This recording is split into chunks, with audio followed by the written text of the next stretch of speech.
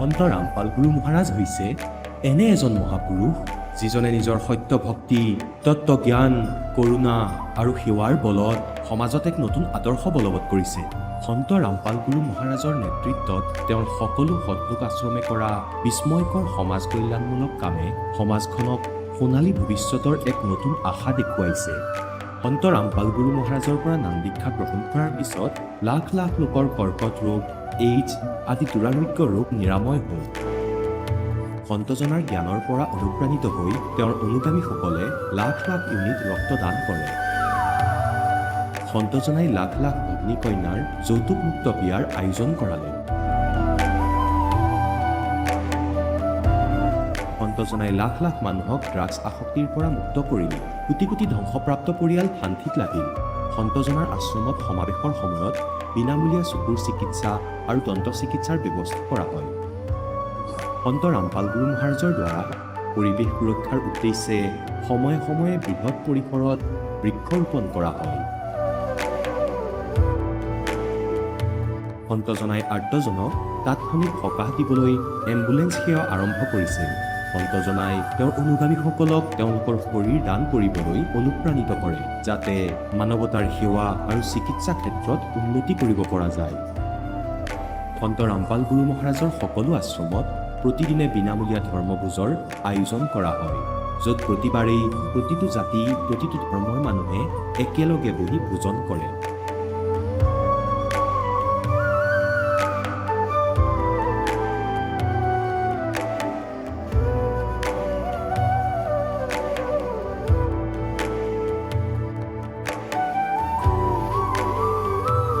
সন্ত ৰামপাল গুৰু মহাৰাজৰ আশ্ৰমত সহস্ৰাধিক বৃদ্ধ বৃদ্ধাই শ্ৰদ্ধা আৰু মৰমেৰে জীৱন যাপন কৰাৰ সুযোগ পায়। তেওঁলোকৰ থকা খোৱাৰ আৰু স্বাস্থ্যৰ সম্পূৰ্ণ দায়িত্ব সন্ত ৰামপাল গুৰু মহাৰাজে বহন কৰে। অনাথ শিশুৰ বাবে সন্ত ৰামপাল গুৰু মহাৰাজৰ সকলো আশ্ৰম বিশেষ বৰদানতকৈ কম নহয়, য'ত তেওঁলোকক শিক্ষা, সংস্কাৰ আৰু ভৱিষ্যতৰ বাবে উন্নত সুবিধা প্ৰদান কৰা হয়।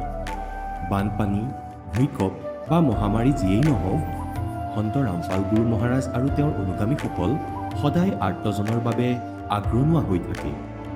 কোভিড মহামাৰীৰ সময়ত সন্ত ৰামপাল গুৰু মহাৰাজৰ আশ্ৰমৰ পৰা কোটি কোটি লোকক খাদ্য, ঔষধ আৰু জীৱন ৰক্ষক সামগ্ৰী যোগান ধৰা হৈছিল।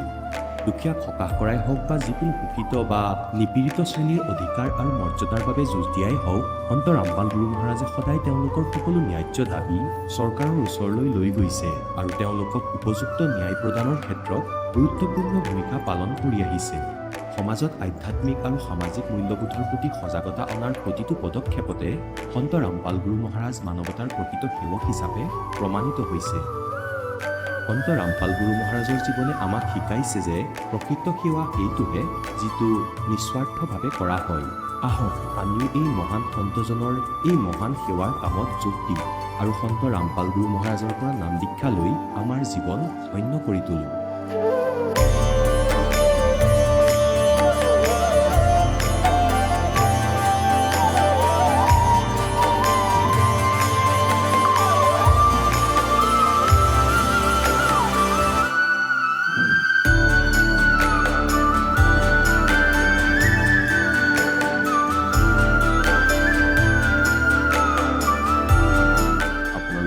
পৰিয়ালৰ সৈতে সৎলোক আশ্ৰমলৈ আন্তৰিকতাৰে আমন্ত্ৰণ জনোৱা হয়।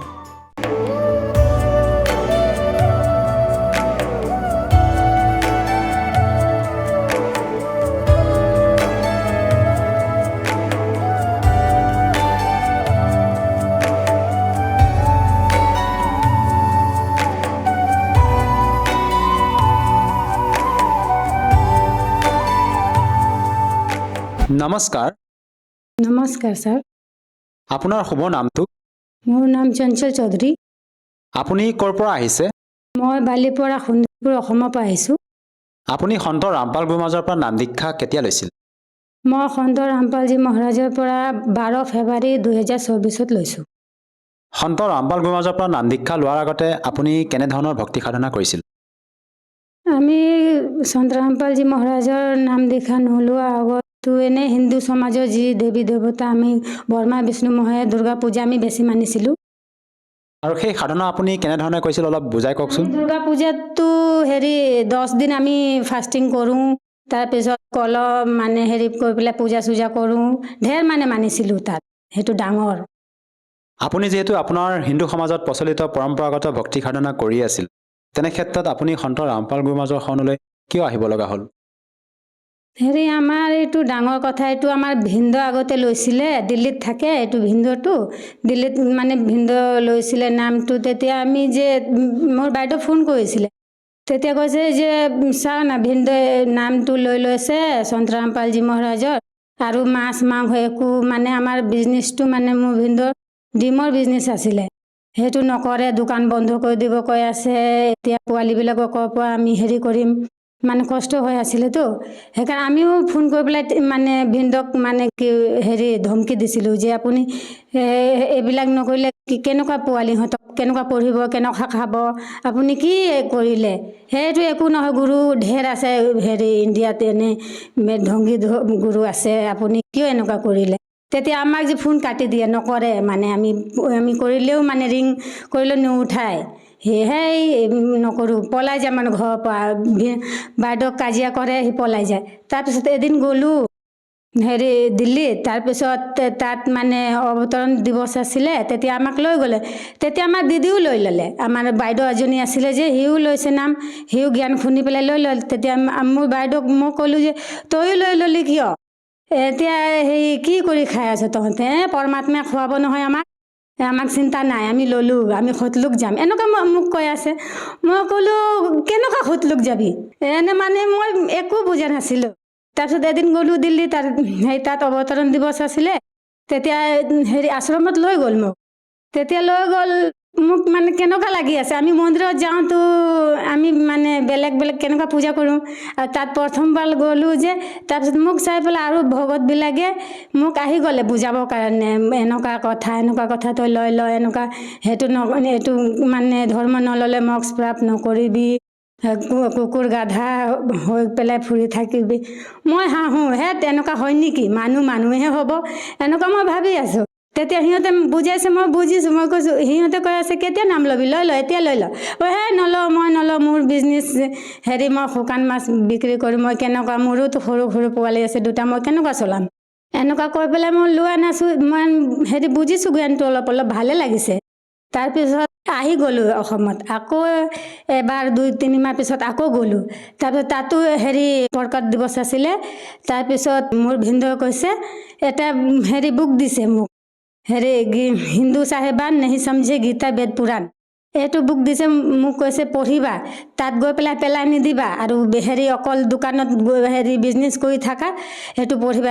তেতিয়া মই দোকানত লৈ গ'লোঁ, তাতে থলোঁ, টাইম পাছ এনেই পঢ়িছোঁ। তেতিয়া ইমান জ্ঞান বুজি পেলাই একেবাৰে মই পঢ়াৰ লগে লগে, তাৰপিছত মই লাষ্টৰ পেজত ফোন নম্বৰ লিখা থাকে, মই ভিন্দকো ফোন নকৰিলোঁ। তাৰপিছত সেইটো ফোন নম্বৰ ফোন কৰিলোঁ, আশ্ৰমত ফোন লাগিলে, মই ক'লোঁ যে কেনেকুৱা মই নাম দীক্ষা ল'ব বিচাৰি আছোঁ, কেনেকুৱা ল'ম? তাৰপিছত আমাৰ ওচৰতে বালিপাৰ ওচৰতে এটা জেগা আছে হেলেম, তাত এটা নামদান চেণ্টাৰ আছে, সেইটো নাম্বাৰটো কণ্টেক্ট মোক দিলে, মই তাত ফোন কৰিলোঁ। তাৰপিছত তাত গৈ পেলাই নাম দীক্ষা ল'লোঁ। তাৰপিছত মোৰ ছোৱালীও বেছি মাছ মাংস খায়, সি মাছ মাংস নহ'লে ভাতে নাখায়, সি ভোকতে থাকে। মই ক'লোঁ মই ল'ম, আৰু পোৱালি নল'লে কেনেকুৱা মই কৰিম? পৰমাত্মা, মই ল'লে, মোৰ পোৱালি নল'লেতো মই কেনেকুৱা, ঘৰততো আৰু মাছ মাংস হৈ যাব, তাৰপিছত কেনেকুৱা আমি আপোনাক সেৱা কৰিম, কেনেকুৱা মন্ত্ৰ জাপ কৰিম, এনেকুৱা ভাবি আছোঁ, চিন্তা কৰিছোঁ। তাৰপিছত মোৰ ছোৱালীও গৈ পেলাই ডাইৰেক্ট কৈছে, মা ময়ো ল'ম তোৰ লগত নাম ময়ো ল'ম। মই ছোৱালী দুইটাকো একেলগতে ল'লোঁ। তাৰপিছত মোৰ মা কৈছে, নাই মই নলওঁ, মইতো ব্ৰহ্মা বিষ্ণু মহেশক পূজা কৰি আছোঁ, গুৰুজীতো ব্ৰহ্মা বিষ্ণু মহেশকে কথা কৈ থাকে বাৰে বাৰে, সি জ্ঞান বুজা নাছিলে। তাৰপিছত সিও দিল্লী গ'ল, তাৰপিছত ফেব্ৰুৱাৰীত দিল্লী গ'লে, তাৰপিছত সিও নাম লৈ ল'লে জ্ঞান শুনি পেলাই তাত। যিহেতু আপুনি সন্ত ৰামপাল গুৰুমাজৰ জ্ঞান বুজি, তেখেতৰ সৎসং প্ৰবচন শুনি ভালদৰে জ্ঞান বুজিয়ে তেখেতৰ পৰা নাম দীক্ষা লৈ ভক্তি সাধনা কৰি আছে, আৰু আমি বিভিন্ন শ্ৰদ্ধালুসকলৰ যেতিয়া অনুভৱ শুনো, আপোনালোকৰ সন্ত ৰামপাল গুৰুমাজৰ শিষ্যসকলে মত ব্যক্ত কৰে যে তেওঁলোকে নাম দীক্ষা লোৱাৰ পিছতে বিভিন্ন প্ৰকাৰে লাভ পোৱা বুলি আপুনি সন্ত ৰামপাল গুৰুমহাৰাজৰ পৰা নাম দীক্ষা লোৱাৰ পিছত কেনেধৰণৰ লাভ পাইছে? মইতো বৰ এটা ডাঙৰ লাভ পাইছোঁ। মোৰ ল'ৰাৰ গুপ্ত ৰোগ আছিলে এটা, সেই মানে সৰুৰ পৰা মই তাৰ মেডিকেল দিল্লী যেতিয়া যাওঁ তেতিয়া মই তাক চেকআপ কৰাওঁ। তেতিয়া ডক্টৰে মানে কৈ দিলে ইয়াক কোনো ঔষধ দিলে সেইটো ভাল নহ'ব, অপাৰেশ্যনে কৰিব লাগিব তাক, অপাৰেশ্যনে এটা তাৰ ৰাস্তা আছে। তেতিয়া মই এইবাৰ গ'লোঁ গুৰুজী সন্ত ৰামপালজী মহাৰাজৰ নাম লৈ পেলাই এইবিলাক গ'লোঁ। মই ভাবিলোঁ এতিয়া ডাঙৰ হৈছে, 14 বছৰ হৈ গ'ল, এতিয়া মই অপাৰেশ্যন কৰিয়ে দিওঁ। তাৰপিছত গ'লোঁ, ৰিপৰ্টটো আকৌ কৰিলে হস্পিটেলত, তেতিয়া ৰিপৰ্টত একেবাৰে নৰ্মেল আহিছে। ডক্টৰে কৈ আছে নালাগে অপাৰেশ্যন কৰিব। এইটো কেনেকৈ সম্ভৱ? এজন সন্তৰ পৰা নাম দীক্ষা লোৱাৰ পিছতে আপুনি যেতিয়া আপোনাৰ সন্তানৰ যি গুপ্ত ৰোগৰ কথা ক'লে, সেয়া চেকআপ কৰিব যাওঁতে দ্বিতীয়বাৰ যেতিয়া ডক্টৰে কৈছে অপাৰেশ্যন কৰিব নালাগে, কিন্তু পূৰ্বতে ডক্টৰে অপাৰেশ্যন কৰিব দিছিলে, এইটো কেনেকৈ সম্ভৱ? এজন সাধাৰণ সন্তৰ পৰা নাম দীক্ষা লোৱাৰ পিছতে যে এনেকুৱা ধৰণৰ চমৎকাৰ আপোনালোকে পাইছে? এইটো কি ক'ম, এইটো মানে প্ৰমাণিত মানে আমাৰ গুৰুজী যে কয় শাস্ত্ৰ অনুকূল ভক্তি আমাক দিয়ে। এইটো ল'লে মানে মন্ত্ৰ এনেকুৱা আছে যে এইটো ল'লে ভাল হৈয়ে যায় মানুহ। আৰু আমি শুনিছোঁ আপোনালোকৰ গুৰু সন্ত ৰামপাল গুৰুমহাৰাজৰ পৰা নাম দীক্ষা লোৱাৰ পিছতে বহুতে হেনো নিচাও ত্যাগ কৰিব পাৰে। এই কথাষাৰ কিমান দূৰ সত্য? একেবাৰে 110% সত্য। এইটো লোৱাৰ জ্ঞান শুনিলেহে নিচাটো এৰি যায়, নিজে নিজে এৰি যায়। এইটো ক'বই নালাগে নিচা এৰিবৰ কাৰণে মানুহবিলাকক। আপুনি সন্ত ৰামপাল গুৰুমহাৰাজৰ পৰা নাম দীক্ষা লোৱাৰ পিছত আৰু অন্য কিবা লাভ পাইছেনে? আমি তেনে সৰু মোৰ ডেইলি লাভ পায়ে থাকোঁ। আগতেই মোৰ গেষ্ট্ৰিক প্ৰব্লেম মানে সৰুৰ পৰাই, যেতিয়াৰ পৰা মই বিয়া হৈছোঁ তেতিয়াৰ পৰাই মোক গেষ্ট্ৰিক প্ৰব্লেম ঢেৰ আছিলে। এদিনো ঔষধ নাখালে মই থাকিবই নোৱাৰোঁ। পেট বিষ আৰু গা বিষ হৈয়ে থাকে মানে কিবা কিবি। এতিয়াতো মই এদিনো যেতিয়াৰ পৰা নাম লৈছোঁ তেতিয়াৰ পৰা এদিনো ঔষধ খোৱা নাই আৰু এনে ভালদৰে মই আছোঁ। যিহেতু আপুনি সন্ত ৰামপাল গুৰুমহাৰাজৰ পৰা নাম দীক্ষা লোৱাৰ পিছতে বিভিন্ন প্ৰকাৰে লাভ পালে, আপোনাৰ ল'ৰাৰ যি গুপ্ত ৰোগ আছিলে সেই সন্তানৰ গুপ্ত ৰোগৰ পৰা পৰিত্ৰাণ পাইছে, মুঠতে আপুনি শাৰীৰিকভাৱে হওক বা আৰ্থিকভাৱে হওক বিভিন্ন প্ৰকাৰে লাভ পাইছে।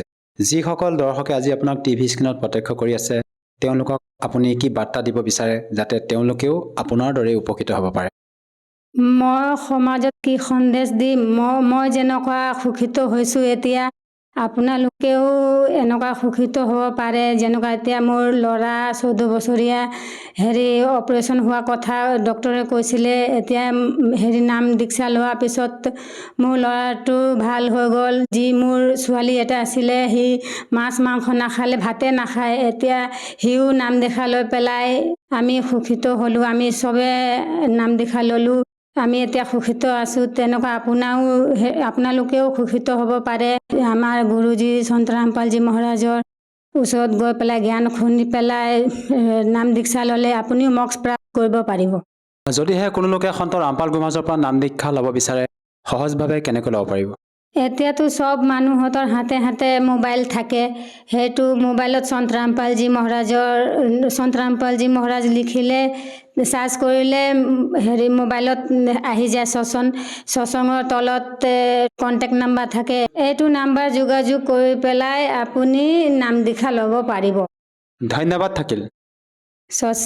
এতিয়া জগতগুৰু তত্ত্বদৰ্শী সন্ত ৰামপাল গুৰু মহাৰাজৰ সৎসংগৰ মাধ্যমেৰে সেই অদ্বিতীয় আধ্যাত্মিক জ্ঞানৰ বিষয়ে জানি লওঁ, যাৰ মাধ্যমেৰে আপোনালোকেও প্ৰাপ্ত কৰিব পাৰিব এনেকুৱা আধ্যাত্মিক, মানসিক আৰু ভৌতিক সুখ যি এতিয়ালৈকে কেৱল আপোনালোকে মীৰাবাই, ধ্ৰুৱ, প্ৰহ্লাদ আদি কেইজনমান ভক্তৰ জীৱন কথাতহে শুনিছে। এতিয়া শুনক তত্ত্বদৰ্শী সন্তৰ সৈতে শাস্ত্ৰ অনুকূল ভক্তি সৎসংগ, এনেকুৱা অদ্বিতীয় আধ্যাত্মিক জ্ঞান যাৰ প্ৰমাণ আছে সকলো ধৰ্মৰ সকলো পবিত্ৰ শাস্ত্ৰত। আৰু পৰমাত্মাই কয়, এই অণ্ড আৰু পিণ্ডৰ পাৰত স্বদেশ আমাৰ হয়। আমাৰ ফটলোকটো সচখনটো এই অণ্ড আৰু পিণ্ডৰ সিপাৰত আছে। গতিকে এই সুৰ ইয়াত কেনেকৈ শুনিবা? ইয়াত যি শুনি আছো সেয়া কালৰ সুৰ শুনি আছো, নকলি ফটলোকৰ, নকলি সচখণ্ডৰ, আৰু ইয়াৰ নকলি সুগন্ধ ওলাই আছে ইয়াত। जैसे आदरणीय गरीबदास साहब ने कहा है कोई परले पार का जो भेद कहे जनकार का। সেই আচল সংগীতৰ সুৰ জানো কোনোবাই ক'ব পাৰিব ইয়াত? সেই সিপাৰত কোনোবা গৈছেনে? সত্নামেই কি বুজি নাপায় এওঁলোকে? সতনাম, সৎপুৰুষো সতনাম, সাৰ সতও সতনাম, সৎপুৰুষ সতনামো সতনাম। আৰু সাৰ শব্দ সৎনাম, সৎ লোকো সৎনাম, সৎপুৰুষো সৎনাম। কি তেওঁলোকে পৰমাত্মাক চিনি পাইছে? कहते सतपुरुष जिन जानिया सतगुरु जा का नाम। গতিকে সৎগুৰু একো নাই, সৎপুৰুষ কি একো নাজানি নিৰাকাৰ বুলি কয়, আৰু পৰমাত্মাই কয় যে তেওঁ সাকাৰ হয়। এতিয়া কি কৈছে? शब्द विहंगम चाल हमारी और कहे कबीर सतगुरु दी तारी, खुले कपाट शब्द जनकारी, पिंड और अंड के पार स्वदेश हमारा है। এই পিণ্ড আৰু এই ব্ৰহ্মাণ্ড, ইয়াৰ সিপাৰত আছে আমাৰ সৎখণ্ড, আৰু এওঁলোকে কয় যে তাত পৰমাত্মা একো নাই। ইয়াত থকা সুৰ শুনা, ইয়া সকলো কালৰ সুৰ। अब गरीबदास साहब ने बताया है कि कोई है रे परले पार का, जो भेद कहे झनकार का। कोई है रे परले पार का, जो भेद कहे झनकार का।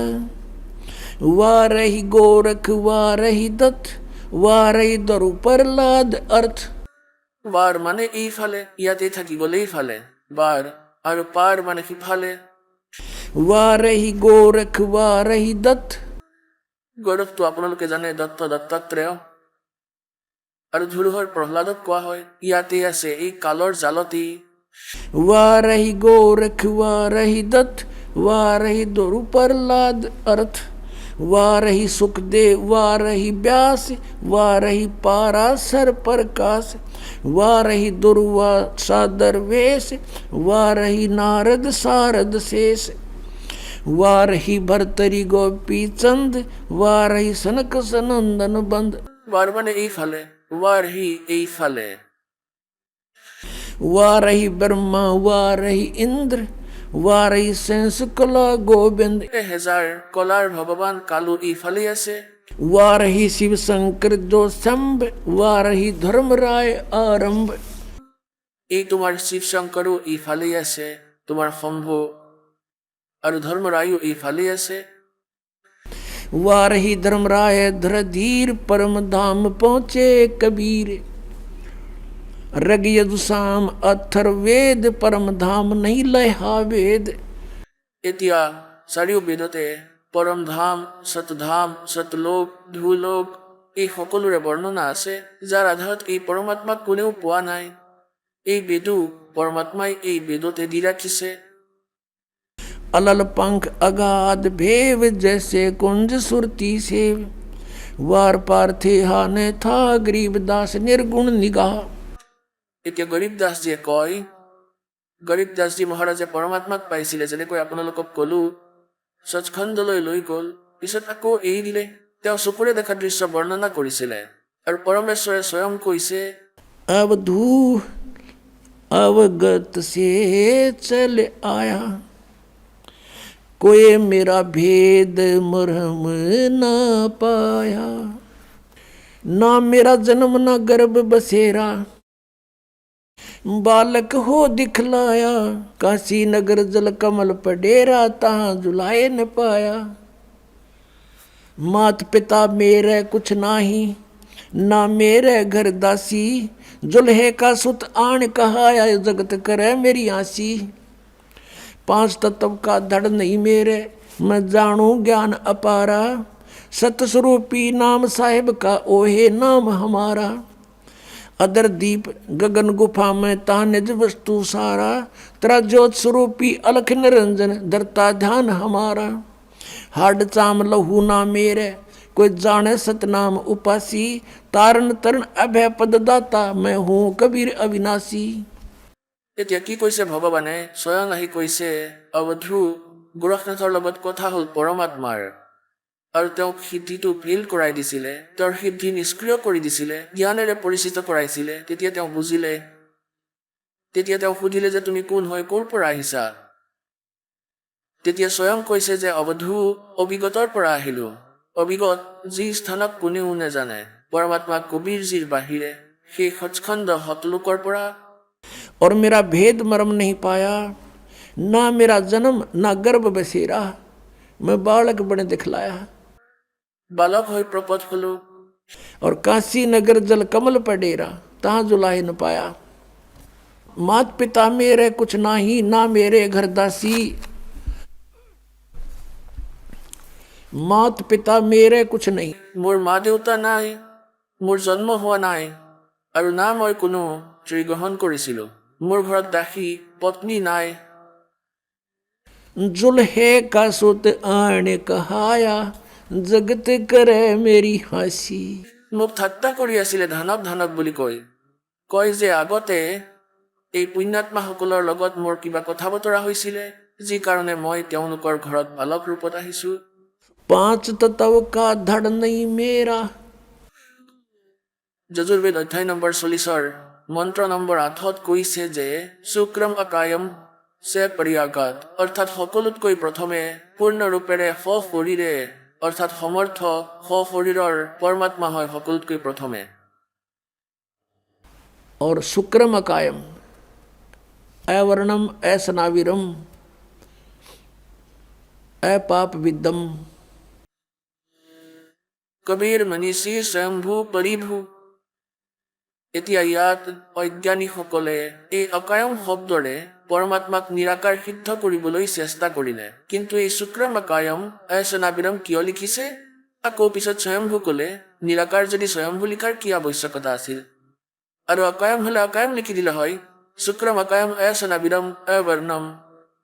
সেই পৰমাত্মাৰ শৰীৰ আমাৰ দৰে নাৰীৰ জোৰ যোগাৰেৰে তৈয়াৰ হোৱা নাই, আৰু মাৰ সংযোগত পিতাৰ সংযোগত শুক্ৰৰ পৰা তৈয়াৰ হোৱা নাই।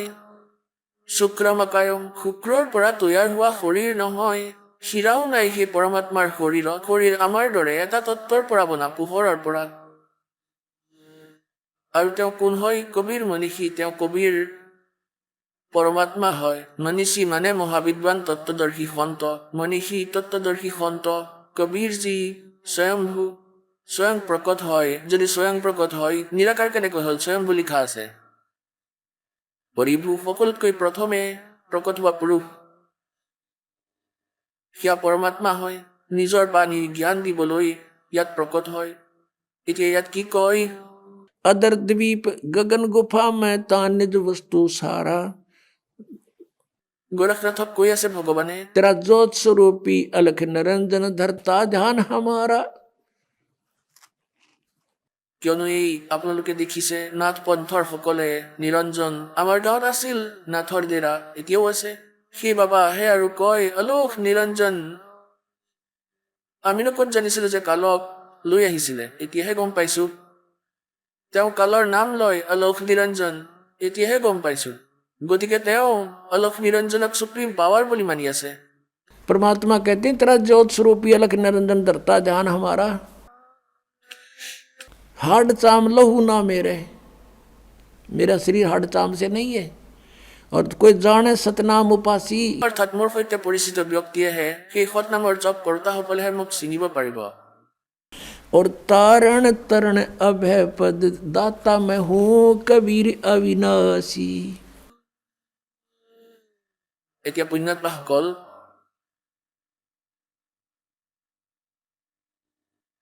আমি পূৰ্ণ পৰমাত্মা সৎপুৰুষ কবিৰজীৰ সন্তান হওঁ। তেওঁ আমাৰ পিতৃ হয়। আমি কালৰ জালত আবদ্ধ হৈ পৰিছো, আৰু আত্মীয়ৰ দুখ আত্মীয়ৰেই হয়। সেই পৰমাত্মা ইয়ালৈ আহিছে নিজৰ সুন্দৰ লোভ এৰি, য'ত দুখ নামৰ একো বস্তুৱেই নাই। আৰু ইয়াত পৰমাত্মাক এদিনো শান্তিৰে থাকিব নিদিলে। তেওঁৰ লগত মাৰপিট কৰিলে।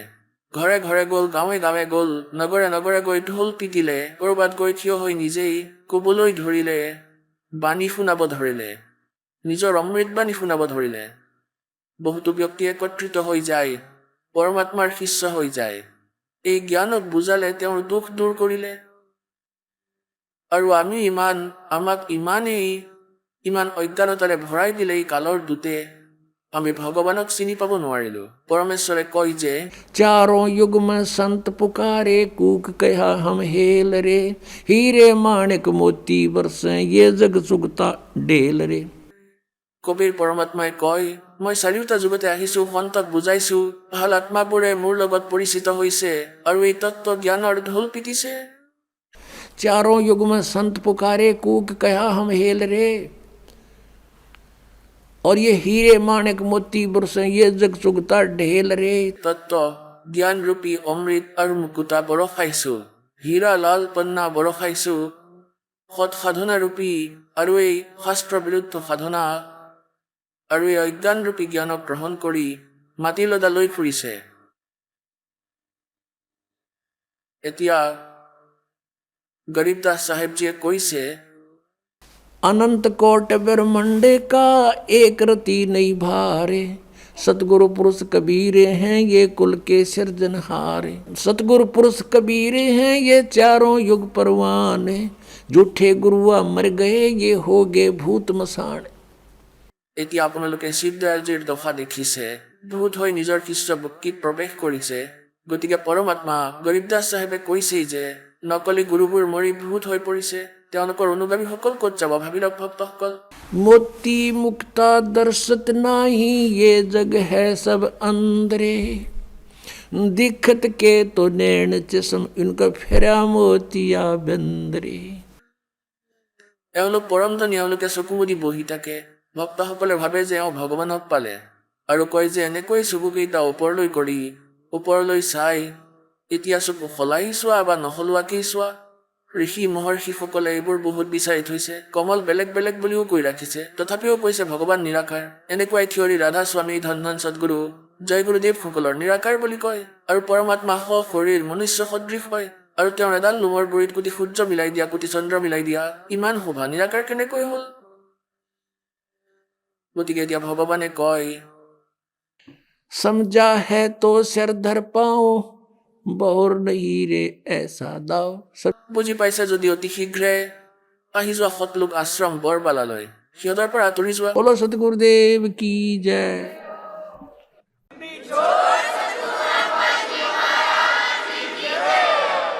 পৰম পিতা পৰমাত্মা পূৰ্ণ ব্ৰহ্ম সমগ্ৰ সৃষ্টিৰ ৰচক কবিৰ পৰমেশ্বৰজী, আমি সকলো আত্মাৰ জনক, এওঁ আমাৰ পিতৃ হয়। এওঁ আহি আমাক জ্ঞান দিলে যে আপোনালোক ইয়াৰ বাসিন্দা নহয়। যি স্থানক যি লোকক আপোনালোকে নিজৰ বুলি ভাবিছে সেয়া আপোনালোকৰ নহয়। আপোনালোকক ইয়াত বাধ্য কৰি ৰখা হৈছে। ইয়াত 21 ব্ৰহ্মাণ্ডৰ যি স্বামী হয়, প্ৰভু হয়, যাক আপোনালোকে ব্ৰহ্ম বুলি কয়, ইয়াত জ্যোতি নিৰঞ্জন কাল হয়। তেওঁ অভিশাপ পাইছে 1 লাখ মানৱ শৰীৰধাৰী প্ৰাণীৰ প্ৰতিদিনে আহাৰ কৰাৰ। আৰু এই উদ্দেশ্যেৰেই আপোনালোকক ইয়াত বাধ্য কৰি ৰাখি থৈছে। নিজৰ স্বাৰ্থ পূৰ্তি হেতু আপোনালোকক ইয়াত মিছা প্ৰলোভনত ইয়াত বান্ধি ৰখা হৈছে।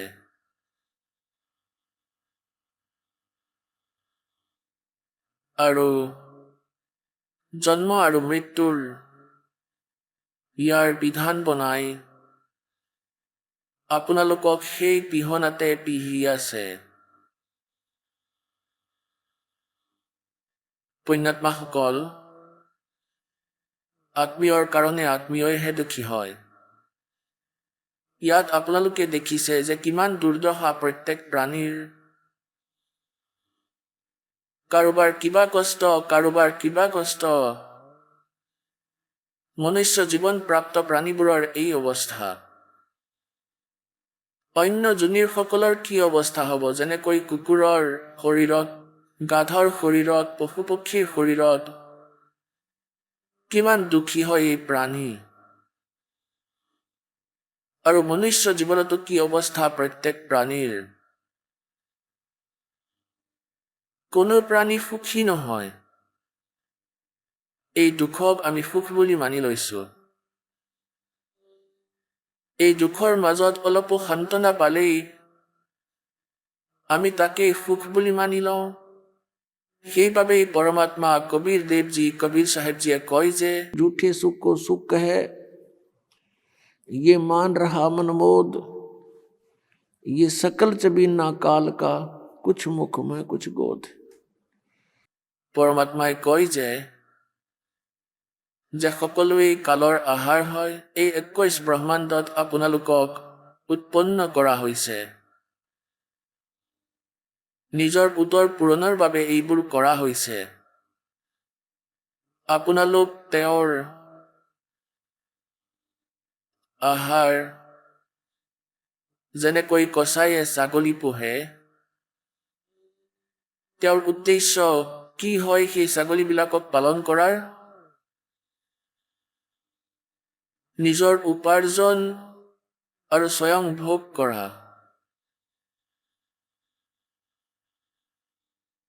সেই ছাগলীবোৰৰ কাৰণে তেওঁ কিমান সুবিধা কৰে। সিহঁতৰ কাৰণে খোৱা ঘাঁহ আনি দিয়ে, পানীৰ ব্যৱস্থা কৰে, পুখুৰীৰ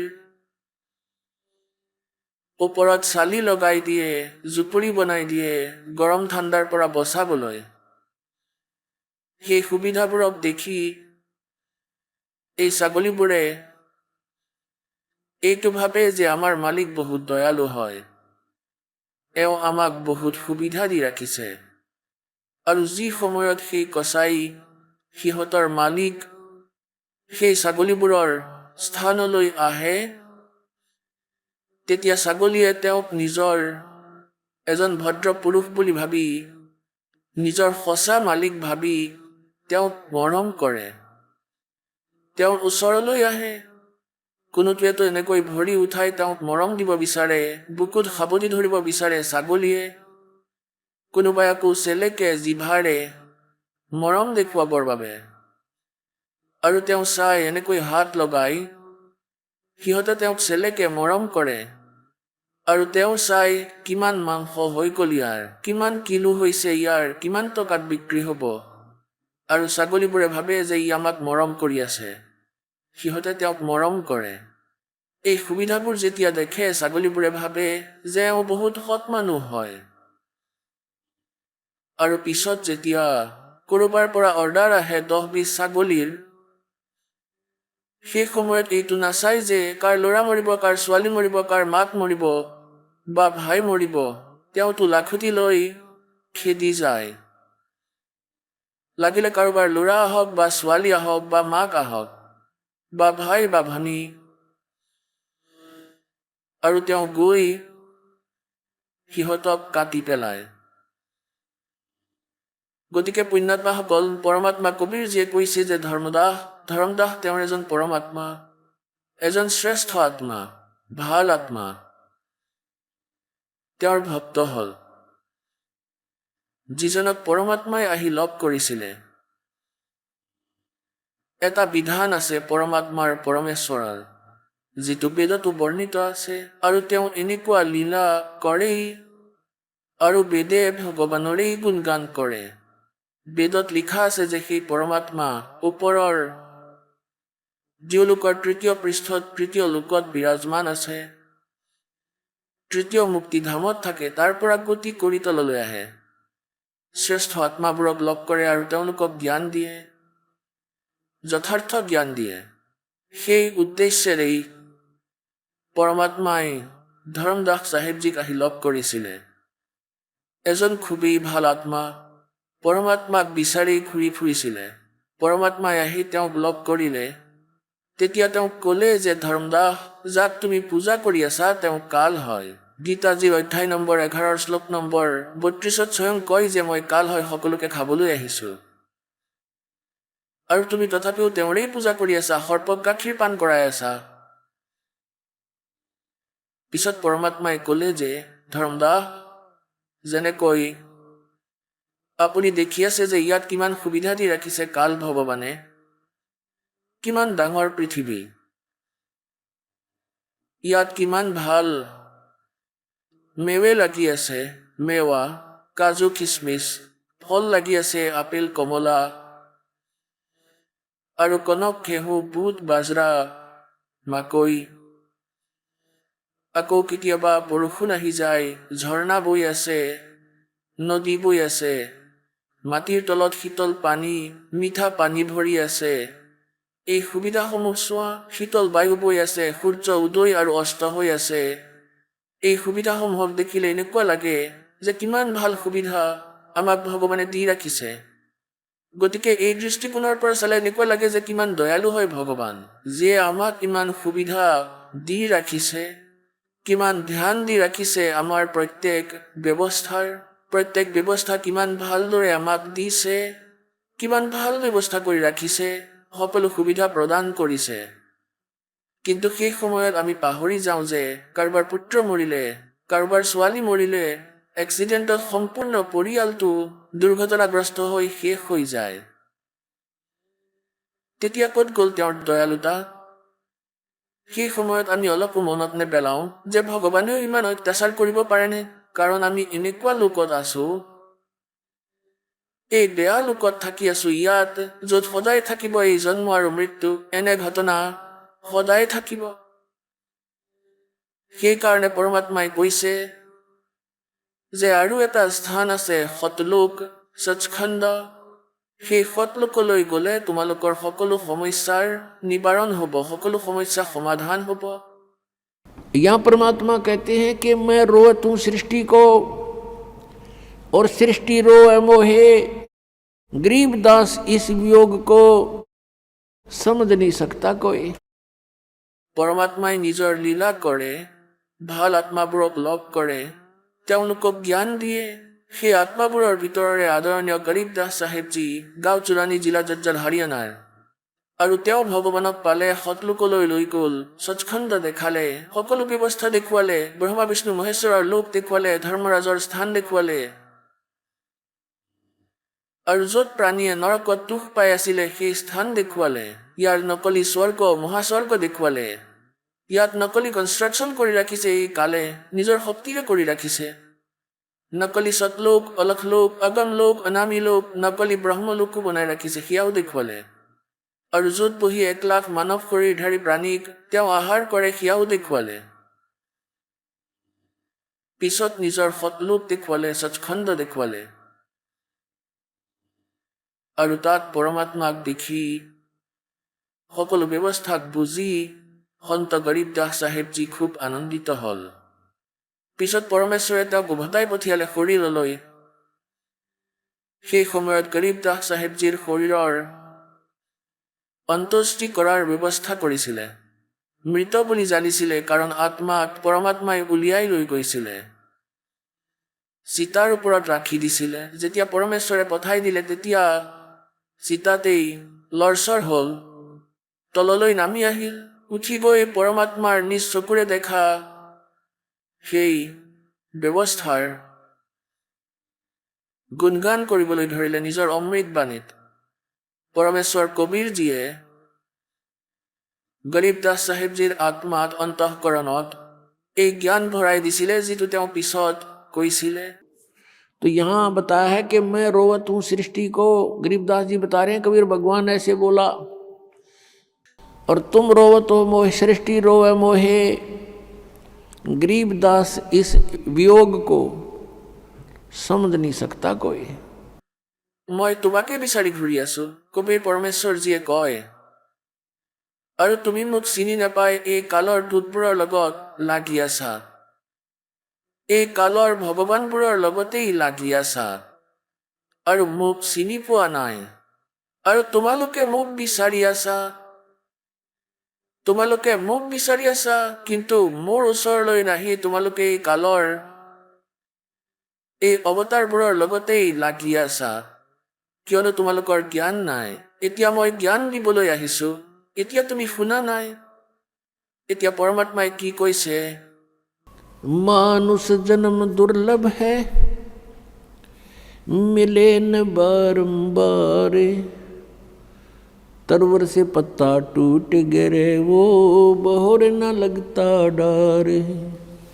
राम रटत कन्या भली, साकेट बलो न पूते, छेरी के गल में गलथना, जिसमें दूध ना मूते। राम रटत दारी दर भलो, टूटी घर की छान, वो कंचन महल किस काम के, जहाँ भक्ति नहीं भगवान। राम रटत कोड़ी भलो, चू चू पड़े जो चाम, वो सुंदर शरीर किस काम का, जा मुख नहीं नाम। मानुष जन्म दुर्लभ है, मिले न बारंबार। तरवर से पत्ता टूट गिरे, वो बहोर न लगता डार। राम रटत कन्या भली, साकट बलो न पूते। छेरी के गल में गलथना, जिसमें दूध ना मूते। राम रटत दारी दर भलो, टूटी घर की छान। वो कंचन महल किस काम के, जहाँ भक्ति नहीं भगवान। राम रटत कोढ़ी भलो, चू चू पड़े जो चाम। वो सुंदर शरीर किस काम का, जा मुख नहीं नाम। कबीर जिह्वा तो वाहे भली, जो रटे हरि नाम।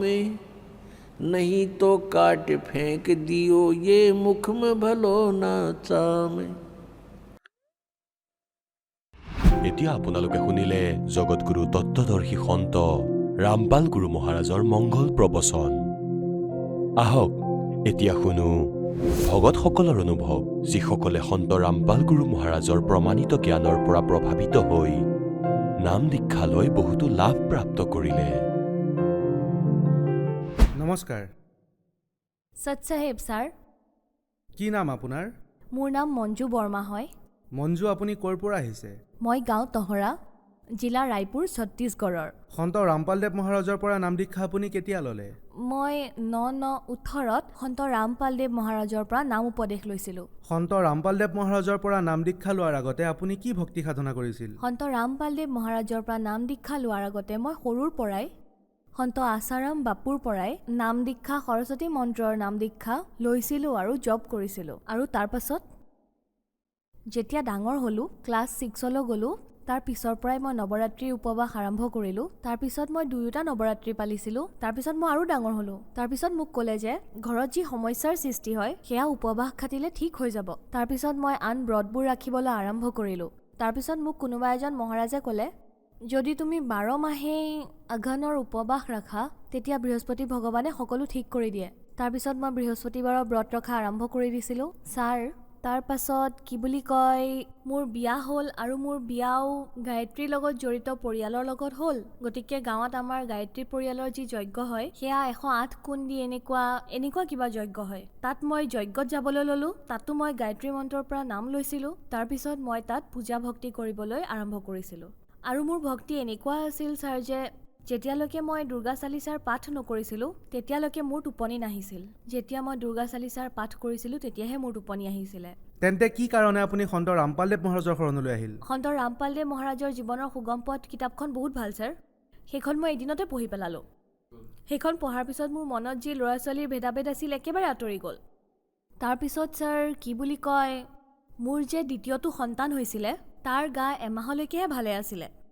মাত্ৰ এমাহ হোৱাৰ লগে লগে তাই গা বেয়া হোৱা আৰম্ভ হ'ল ছাৰ। গতিকে আমি ৰায়পুৰৰ প্ৰাগ হস্পিটেলত এডমিট কৰালোঁ ছাৰ। সৰু ল'ৰা ছোৱালীক যে মূৰতে থপথপাই দিয়ে, সেয়া ভিতৰলৈ বহি গৈছিলে। তেতিয়া আমি লগালগ হস্পিটেললৈ লৈ গ'লোঁ। তেতিয়া ডক্টৰে ক'লে যে মাৰিব খুজিছা নেকি? আনাত ইমান দেৰি কৰিলা, বহুত বেয়া অৱস্থা হৈ গৈছে। এতিয়া এই ৰিপৰ্ট ইত্যাদি উলিয়াব লাগিব, এক্সৰে ইত্যাদি কৰাব লাগিব। তাৰপিছত ছোৱালীজনীৰ এক্সৰে কৰালোঁ ছাৰ। এক্সৰেখন দেখুৱাৰ পাছত ডক্টৰে ক'লে যে তাইৰ বুকুত কফ জমা হোৱা আৰম্ভ হৈছে, তাইৰ নিমুনিয়া হৈ গৈছে। এতিয়া ঔষধ পাতি যেতিয়ালৈকে তাইৰ 7 বছৰ হৈ নাযায়, তেতিয়ালৈকে প্ৰত্যেক 15 দিনত 700 টকাৰ ইনজেকশ্যন এটা আহে, সেই ইনজেকশ্যনটো দিব লাগিব। তেতিয়া আমাৰ বহুত চিন্তা হৈ গৈছিলে ছাৰ। নাতো আমাৰ ওচৰত ঘৰ আছে, না কিবা আছে, আমাৰ ওচৰত খেতি পথাৰো নাই। কিবাকে আমি জীৱন যাপন কৰি আছোঁ, এতিয়া কেনেকৈ কৰিম?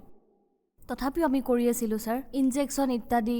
এতিয়া বাচ্চাটোৰ কপালত যি লিখা আছে, পৰমাত্মাই কপালত যি লিখিছে, আমি চাগে কেতিয়াবা আগৰ জন্মত কিবা ভুল কৰিছিলোঁ, সেই বুলি ভাবি তাই চিকিৎসা কৰাই আছিলোঁ যে যিয়েই নহওক বাচ্চাটো ঠিক হৈ যাওক। তাৰপিছত এসপ্তাহৰ পিছত আমাক হস্পিটেলৰ পৰা যাবলৈ দিলে। তাৰপিছত যেতিয়াই ঘৰলৈ আনিলোঁ, তেতিয়াই বমি, হাগনি আৰু জ্বৰ আৰম্ভ হৈ গ'ল। কেৱল এদিনেই ঠিকে আছিলে। তাৰপিছত আমি একতা হস্পিটেল ৰায়পুৰত ভৰ্তি কৰালোঁ ছাৰ। তাৰপিছত তাতো এসপ্তাহ ঠিকে আছিলে। তাৰপিছত ছুটী লৈ ঘৰলৈ আহিলোঁ, আকৌ বাচ্ছাটো আৰম্ভ হৈ গ'ল। তাৰপিছত আমি কি কৰিলোঁ, তাৰপিছত সংকল্প ল'লোঁ যে যেতিয়াই বাচ্ছাটো ঠিক হ'ব, যিহেতু দেৱীৰ আস্থা আছিল, মই ক'লোঁ এটা খাপৰিমানিত এগছি চাকিও জ্বলাইছিলোঁ। মোৰ ছোৱালীজনী মানে যেতিয়া সুস্থ হৈ যাব, মই আজীৱন চাকি জ্বলাম। মই প্ৰথমে 1-2 বছৰ জ্বলাইছিলোঁ। মা তাৰাণীয়ে যদি মোৰ ছোৱালীজনীক সুস্থ কৰি দিয়ে, তেন্তে মই যেতিয়ালৈকে জীয়াই থাকোঁ তেতিয়ালৈকে চাকি জ্বলায়ে থাকিম। যিহেতু মোৰ ল'ৰা নাই, তাইকে মই সকলো বুলি ভাবি জ্বলাম। এইটো কৰাৰ পিছতো যেতিয়া তাই ঠিক নহ'ল, তেতিয়া মই কি কৰিলোঁ, বৈদ্যসকলৰ ওচৰলৈ যাব ধৰিলোঁ। যি তান্ত্ৰিকৰ কথা কয় সেই তান্ত্ৰিকৰ ওচৰলৈ যাব ধৰিলোঁ। তথাপিও ঠিক হোৱা নাছিল। তাৰপিছত কোনোবাই ক'লে, ছাৰ তোমালোক মীৰা দাত্তাৰ ওচৰলৈ যোৱা, মানুহে হাৰ মানিলে মীৰা দাত্তাই সকলো কৰি দিয়ে। তাৰপিছত আমি তালৈ গ'লোঁ। এদিন দুদিনলৈকেতো ঠিকেই আছিল। তাৰপিছত আকৌ আৰম্ভ হৈ গ'ল সেই প্ৰব্লেম। তাৰপিছত আমি তাতে ৰুম লৈ থাকিবলৈ ধৰিলোঁ। তাতে আমি এসপ্তাহ ৰুম লৈ আছিলোঁ, চাদৰ দিছিলোঁ। সমান ঘেঁহু জুখি যে দান দিয়া হয়, আমি ঘেঁহু ইত্যাদিও দান দিব ধৰিলোঁ মাজাৰত। তথাপিও মোৰ ছোৱালীজনী ভাল হোৱা নাছিলে। আমি হতাশ হৈ গৈছিলোঁ ছাৰ। আৰু তাৰপিছত যে মোৰ স্বামীৰ বন্ধু গুমান ভগতদেৱ, যিয়ে সন্ত ৰামপালদেৱ মহাৰাজৰ পৰা উপদেশ লৈছিল, তেওঁ আমাক ক'লে যে তিনদাৰ কুৰ্মী বৰ্ডিঙত সৎসংগ এখন আছে, আপোনালোক আহি যাব। যদি জ্ঞান বুজি পায় তেনেহ'লে লৈ ল'ব, নহ'লে আপোনালোকৰ যি ভাল লাগে তাকেই কৰিব। আপোনালোকে এবাৰ ইয়াত নাম লৈতো চাওক, ইয়াত সকলোবোৰ ঠিক হৈ যাব বুলি ক'লে। সন্ত ৰামপালদেৱ মহাৰাজৰ সৎসংগ শুনিবলৈ তিনদা বৰ্ডিঙত যি সৎসংগ হৈছিলে, আমি তালৈ গ'লোঁ। গতিকে তাত আমাৰ ভগতদেৱে নাম ল'ব বিচাৰিছিলে। তেতিয়া মই ভাবিলোঁ যে মোৰ ছোৱালীজনী ভাল হৈ যায় যদি, তেতিয়াহে মই নাম ল'ম। মোৰ স্বামীয়ে নাম লোৱাৰ পিছত যদি মোৰ ছোৱালীজনী ভাল হৈ যায়, তেতিয়াহে নাম ল'ম। যোৱাৰ পিছত তাত সৎসংগ হৈ আছিল। তাৰপিছত সৎসংগলৈ গৈ আমি দুয়োজনে সন্ত ৰামপালদেৱ মহাৰাজৰ পৰা নাম উপদেশ ল'লোঁ। সৎসংগলৈ যোৱাৰ পিছত মই কৈছিলোঁ যে মোৰ স্বামীয়ে নাম লোৱাৰ পাছত যদি মোৰ ছোৱালীজনী ভাল হৈ যায়, তেতিয়াহে মই নাম ল'ম। তাৰপিছত তালৈ যোৱাৰ পিছত মই সৎসংগ শুনিলোঁ, আৰু সৎসংগ শুনি মোৰ ভাল লাগিল। তেতিয়া ভগতদেৱসকলে তাত চৰ্চা কৰি আছিল যে মোৰ ল'ৰাটো গৈ থাকোঁতে সন্মুখৰ পৰা এখন ট্ৰাক আহি আছিল, কিন্তু পৰমাত্মাই তাক বচালে। এনেকৈয়ে ভগতদেৱসকলে চৰ্চা কৰি আছিলে। আৰু চৰ্চা শুনি মোৰ এনেকুৱা লাগিল যে যদি এওঁলোকৰ সন্তানক বচাব পাৰে পৰমাত্মাই, মোৰ সন্তানক কিয় বচাব নোৱাৰিব? ময়ো নামদান লৈ লওঁ। গতিকে আমি দুয়োজনে নামদান লৈ ল'লোঁ। তেওঁ ক'লে যে তুমি পৰমাত্মাক প্ৰাৰ্থনা জনোৱা, তেওঁ সকলো ঠিক কৰি দিব। তাৰপিছত আমি গুৰুদেৱ সন্ত ৰামপালদেৱ মহাৰাজক প্ৰাৰ্থনা জনালোঁ। যেতিয়া আমি প্ৰাৰ্থনা জনালোঁ ছাৰ, মোৰ ছোৱালীজনীৰ বেমাৰ ভাল হৈ গ'ল। সন্ত ৰামপালদেৱ মহাৰাজৰ পৰা নাম দীক্ষা লোৱাৰ পিছত কিবা লাভ পালেনে? হয় ছাৰ, আমি বহুত লাভ পাইছোঁ। পৰমাত্মাই অগণন লাভ দিছে। তাৰ ভিতৰত মোৰ মূৰত আগতে বিষ আছিলে ছাৰ। যেতিয়াই মোৰ মূৰৰ বিষ আৰম্ভ হৈছিলে, তেতিয়াই মই চকুৰ সন্মুখত ক'লা ক'লা দেখি গৈছিলোঁ, একো দেখা নাপাইছিলোঁ। তাৰ লগতে মোৰ বমিও আৰম্ভ হৈ গৈছিল, মই একো খাব নোৱাৰিছিলোঁ। তাৰপিছত যেতিয়া গাঁৱৰ ওচৰৰ ডক্টৰৰ ওচৰলৈ গৈছিলোঁ, তেতিয়া ডক্টৰে কৈছিলে যে তুমি 2-3 দিনতে আহা, ইনজেকশ্যন দিওঁ ভাল হৈ যায়। কি কৰোঁ, ইমান মেডিচিন দিছোঁ তোমাক, তথাপিও তোমাৰ ঠিক হোৱা নাই। তেতিয়া মোৰ ভগতদেৱে ক'লে যে ব'লা তোমাক বাহিৰলৈ লৈ যাওঁ। তেতিয়া মোৰ ভগতদেৱে উৰিষ্যাম খৰিয়াত ৰোড তাৰে ডক্টৰৰ ওচৰলৈ নিলে। তাত ক'লে যে মোৰ মূৰৰ বিষয় আৰু চকুৰ আগত এন্ধাৰ এন্ধাৰ দেখা পাওঁ, আৰু ক'লে যে বমিও হৈ যায় মোৰ। তেতিয়া ডক্টৰে ক'লে যে তোমাৰ যে মূৰৰ বিষ, বমি, এন্ধাৰ এন্ধাৰ দেখা পোৱা, এইবোৰ ব্ৰেইন টিউমাৰৰ চিন হয়। চিটি স্কেন কৰাই লওক, নহ'লে আপোনাৰ মগজু ফাটি যাব। ব্ৰেইন টিউমাৰ লাহে লাহে ভিতৰতে ডাঙৰ হৈ যায়। তাৰপিছত আমি কান্দিবলৈ ধৰিলোঁ যে ছাৰ, আমাৰ ওচৰততো ইমান পইচা নাই, মোৰ চিটি স্কেন কেনেকৈ কৰাম, কেনেকৈ মোৰ চিকিৎসা কৰাম, আমাৰ স্থিতি বহুত বেয়া হৈ গৈছে।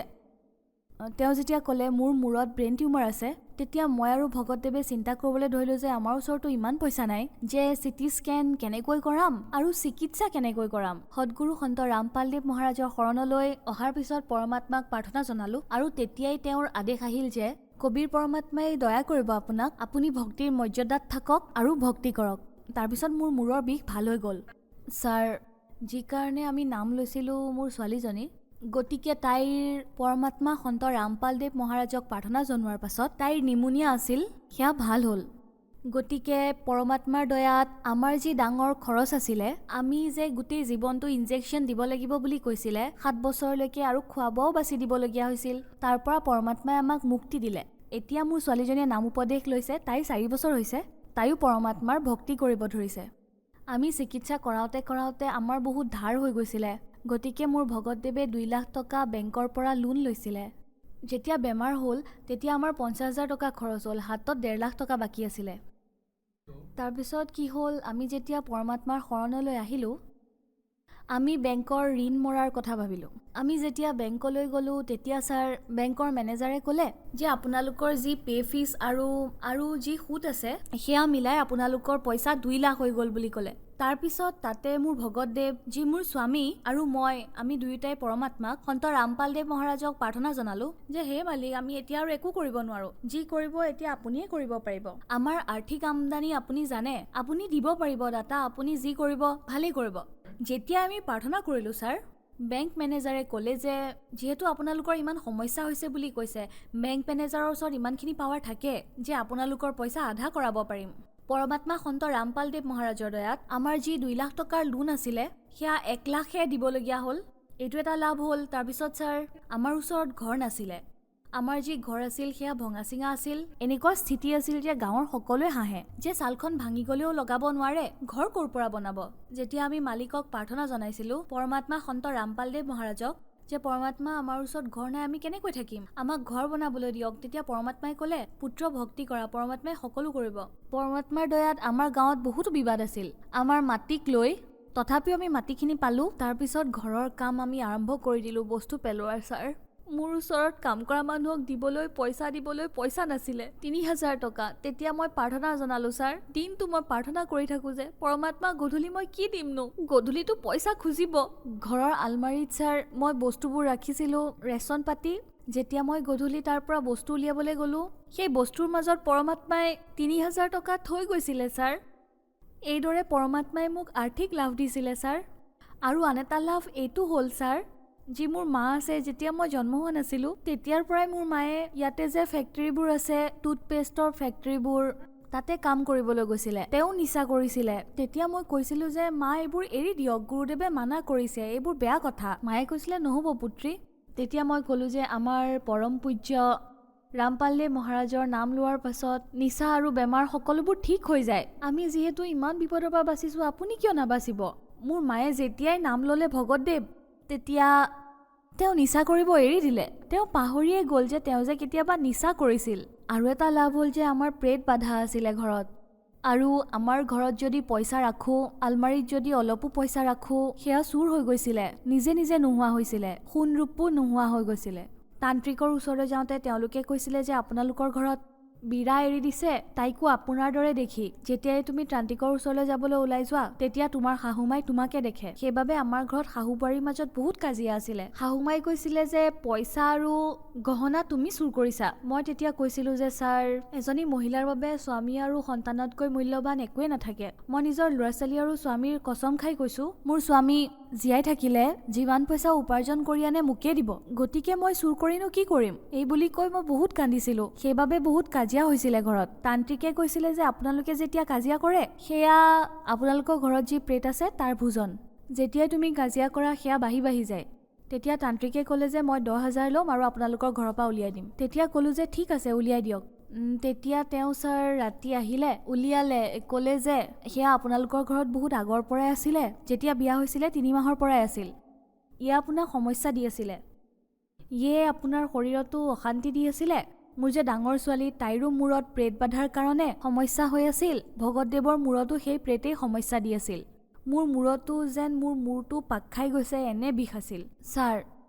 গতিকে মই একো কৰিয়ে ভাল পোৱা নাছিলোঁ। তান্ত্ৰিকৰ ওচৰলৈ গৈ ভাগৰি গ'লোঁ। মিৰতা তালৈ গৈ ভাগৰি পৰোঁ, মুছলমানসকলৰ দৰগাহলৈ গৈ ভাগৰিলোঁ। তাৰপিছত আমি সন্ত ৰামপালদেৱ মহাৰাজৰ শৰণলৈ আহি প্ৰাৰ্থনা জনালোঁ। নাম দীক্ষা লোৱাৰ পাছত আমাৰ ঘৰৰ পৰা প্ৰেত বাধাও দূৰ হৈ গ'ল। পৰমাত্মাৰ দয়াত আমি এতিয়া ঘৰত সুখেৰে আছোঁ। সন্ত ৰামপালদেৱ মহাৰাজৰ পৰা নাম দীক্ষা লোৱাৰ পিছত আপোনাৰ বহুত লাভ হ'ল। গতিকে যিসকল দৰ্শকে আপোনাক আজি টিভিত চাই আছে, তেখেতসকলক আপুনি কি ক'ব বিচাৰিব? যিসকল দুখত আছে তেওঁলোকক মই এইটোৱে ক'ব বিচাৰিম যে কাৰণ মই যি স্থিতিৰ পৰা আহিছোঁ সেয়া স্থিতি হয়তো বহুতজনে হয়তো এতিয়াও পাৰ কৰি আছে। কাৰোবাৰ প্ৰেত বাধা হ'ব পাৰে, আন সমস্যা হ'ব পাৰে, অথবা আৰ্থিকভাৱে বহুত সমস্যা হ'ব পাৰে। আপোনালোকে হয়তো বহুত পূজা কৰি আছে কিন্তু একো ঠিক হোৱা নাই। গতিকে ইয়াৰ বাবে পৰমাত্মাই কৈছে, তুম কন ৰাগ কা জপতে জাপম তিৰছে কাটে না তিনো তাপম। আপুনি কোন ৰামৰ ভক্তি কৰি আছে, আপোনাৰ বাধা বিঘিনি কাটিব পৰা নাই, তেনেহ'লে আপুনি আদিৰামৰ শৰণ গ্ৰহণ কৰিব লাগিব। আদিৰামৰ শৰণলৈ আহিবলৈ আপুনি সন্ত ৰামপালদেৱ মহাৰাজৰ শৰণলৈ আহিব লাগিব। সন্ত ৰামপালদেৱ মহাৰাজৰ পৰা নাম দীক্ষা কেনেকৈ ল'ব পাৰি? সন্ত ৰামপালদেৱ মহাৰাজৰ পৰা দীক্ষা ল'বৰ বাবে টিভি চেনেলত সৎসংগ আহে, তাতে হালধীয়া শাৰী এটা আহে, তাতে নামদান কেন্দ্ৰৰ নাম্বাৰ দিয়া থাকে। তাতে যদি ফোন লগাই তেন্তে আপোনাৰ ওচৰত থকা নামদান কেন্দ্ৰটোৰ বিষয়ে আপুনি গম পাব, য'ৰ পৰা আপুনি নাম উপদেশ প্ৰাপ্ত কৰি নিজৰ জীৱনৰ কল্যাণ কৰাব পাৰে। ধন্যবাদ। সৎ চাহেব। সন্ত ৰামপাল গুৰু মহাৰাজ হৈছে এনে এজন মহাপুৰুষ যিজনে নিজৰ সত্য ভক্তি, তত্ত্বজ্ঞান, কৰোণা আৰু সেৱাৰ বলত সমাজত এক নতুন আদৰ্শ বলবৎ কৰিছে। সন্ত ৰামপাল গুৰু মহাৰাজৰ নেতৃত্বত তেওঁৰ সকলো সৎলোক আশ্ৰমে কৰা বিস্ময়কৰ সমাজ কল্যাণমূলক কামে সমাজখনক সোণালী ভৱিষ্যতৰ এক নতুন আশা দেখুৱাইছে। সন্ত ৰামপাল গুৰু মহাৰাজৰ পৰা নাম দীক্ষা গ্ৰহণ কৰাৰ পিছত লাখ লাখ লোকৰ কৰ্কট ৰোগ, এইডছ আদি দুৰাৰোগ্য ৰোগ নিৰাময় হ'ল। সন্তজনাৰ জ্ঞানৰ পৰা অনুপ্ৰাণিত হৈ তেওঁৰ অনুগামীসকলে লাখ লাখ ইউনিট ৰক্তদান কৰে। সন্তজনাই লাখ লাখ ভগ্নী কন্যাৰ যৌতুকমুক্ত বিয়াৰ আয়োজন কৰালে। সন্তজনাই লাখ লাখ মানুহক ড্ৰাগছ আসক্তিৰ পৰা মুক্ত কৰিলে। কোটি কোটি ধ্বংসপ্ৰাপ্ত পৰিয়াল শান্তিত লাগিল। সন্তজনাৰ আশ্ৰমত সমাৱেশৰ সময়ত বিনামূলীয়া চকুৰ চিকিৎসা আৰু দন্ত চিকিৎসাৰ ব্যৱস্থা কৰা হয়। সন্ত ৰামপাল গুৰু মহাৰাজৰ দ্বাৰা পৰিৱেশ সুৰক্ষাৰ উদ্দেশ্যে সময়ে সময়ে বৃহৎ পৰিসৰত বৃক্ষৰোপণ কৰা হয়। সন্তজনাই আৰ্তজনক তাৎক্ষণিক সকাহ দিবলৈ এম্বুলেন্স সেৱা আৰম্ভ কৰিছিল। সন্তজনাই তেওঁৰ অনুগামীসকলক তেওঁলোকৰ শৰীৰ দান কৰিবলৈ অনুপ্ৰাণিত কৰে, যাতে মানৱতাৰ সেৱা আৰু চিকিৎসা ক্ষেত্ৰত উন্নতি কৰিব পৰা যায়। সন্ত ৰামপাল গুৰু মহাৰাজৰ সকলো আশ্ৰমত প্ৰতিদিনে বিনামূলীয়া ধৰ্মভোজৰ আয়োজন কৰা হয়, য'ত প্ৰতিবাৰেই প্ৰতিটো জাতি, প্ৰতিটো ধৰ্মৰ মানুহে একেলগে বহি ভোজন কৰে।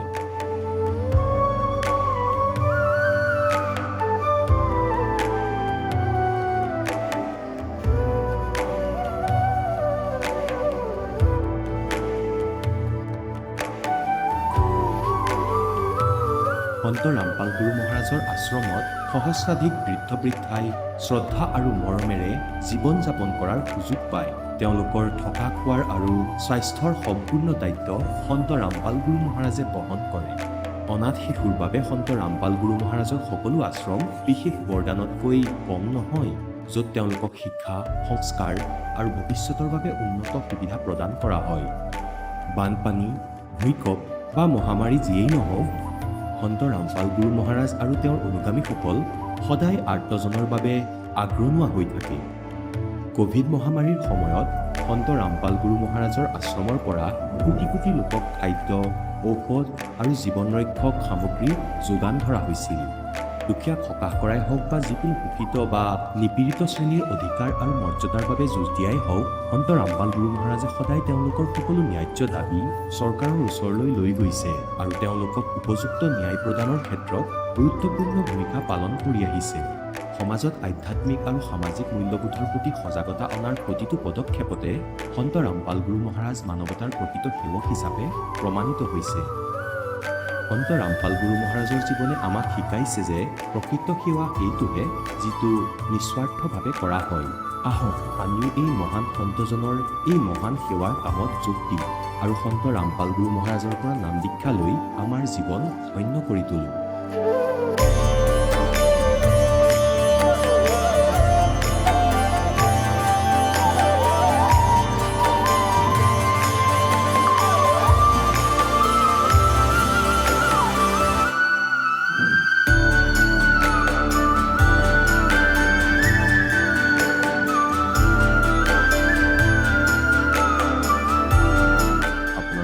পৰিয়ালৰ সৈতে সৎলোক আশ্ৰমলৈ আন্তৰিকতাৰে আমন্ত্ৰণ জনোৱা হয়।